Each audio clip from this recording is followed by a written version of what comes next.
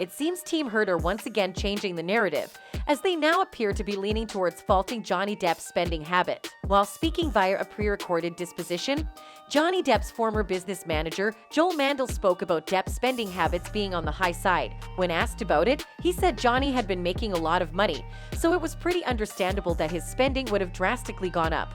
Did there come a time that you observed as Mr. Depp's business manager that his spending habits became more increased, perhaps excessive, extravagant?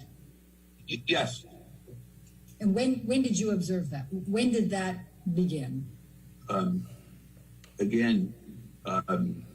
the time frame I've described in that 2010 and on time frame, as I recall, income was very significant.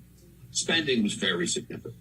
And the spending levels had grown very, very, very large, and required that level of incredibly high income to be maintained. And when it dropped off, the disconnect became untenable.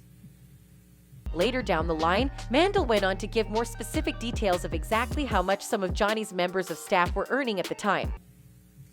Do you know roughly how much each of them were paid?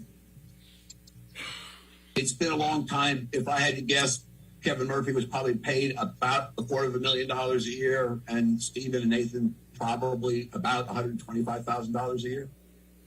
Do you know how much Jerry Judge was being paid by Mr. Depp as a security guard? We paid Jerry by the day. I think Jerry made something like $10,000 a day.